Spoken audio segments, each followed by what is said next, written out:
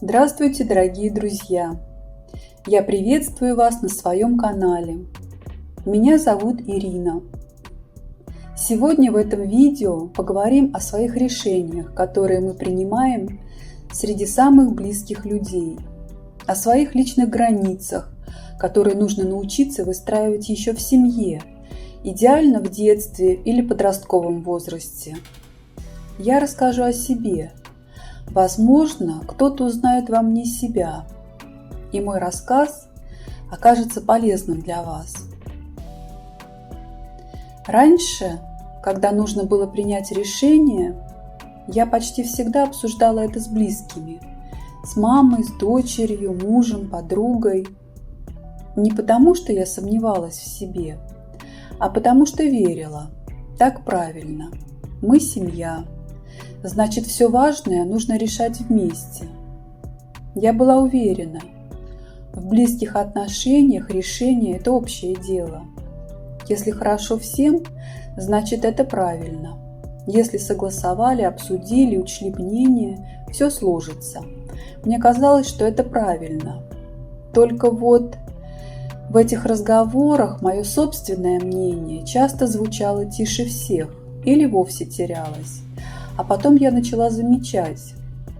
Кто-то говорил за меня, кто-то советовал, кто-то уверенно предлагал. Сделаем вот так. И я соглашалась. Хорошо, пусть будет так. Со временем я начала замечать, что когда я советовалась с близкими, что даже самые добрые советы, они не всегда для меня. Мама хотела, чтобы я уделяла ей больше времени. Дети, чтобы я была рядом, когда им удобно. Мужу, чтобы я была встроена в его планы и интересы. Они говорили и советовали не из моей правды, а из своих страхов, своего желания, комфорта, из своего видения своей, моей, нашей жизни. И это нормально, просто я увидела, каждый человек, даже самый близкий, смотрит на меня через свою линзу. И если я все время сверяюсь с чужими словами, то теряю свою точку отсчета. Я перестаю ощущать, а как хочу я. Их советы как бы с искажением, под себя. Не из злого умысла, а из привязанности, из желания, чтобы им было спокойнее. Но ведь я живу не их жизнью, и когда я это поняла, сначала стало больно. Больно признавать, все, что раньше я называла поддержкой, это было удобно им, но не всегда верно для меня. А потом стало ясно, если я не выберу себя, меня не выберет никто. А потом я заметила еще одну вещь. Люди часто дают советы так уверенно, так спокойно, и мне казалось, раз они так уверены, значит точно знают лучше. Но позже я поняла, они говорят легко, потому что ответственность не на них. Им комфортно рядом со мной. Я для них привычная, я все выдержу, все сделаю. Их советы не затронут их жизнь, не изменят их быт, не приведут к последствиям для них. Все последствия останутся со мной. Именно поэтому они советуют с такой легкостью. Не они будут жить с тем, что я выберу, приняв в свою жизнь этот совет, а кто будет жить мою жизнь? Мама, подруга, дети, те, кто дали совет и пошли дальше? Нет, только я, а значит, выбирать должна тоже только я. А еще я поняла одну непростую вещь.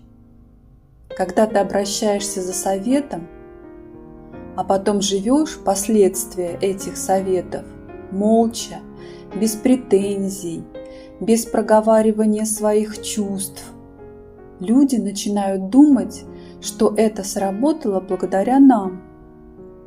Они приписывают себе твое движение, твой результат, твои достижения. И дальше происходит почти незаметный сдвиг. Они начинают считать, что имеют право влиять на твою жизнь уже без твоего запроса.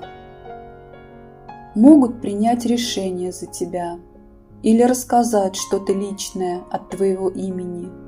Не потому что плохие, а потому что ты позволила своим молчанием, своим согласием, своим «ну ладно, пусть будет так».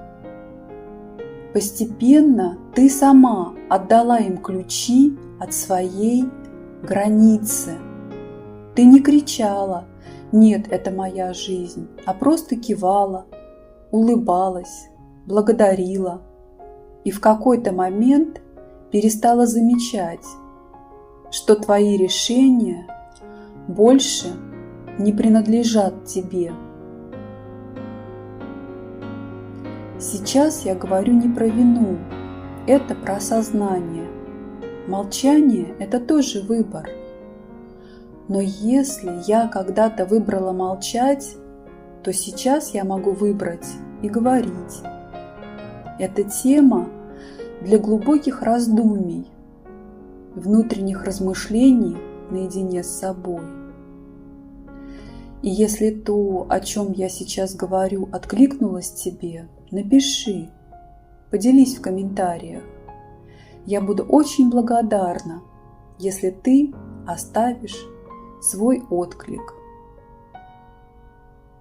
Желаю всем прекрасного дня, отличного настроения. До новых встреч!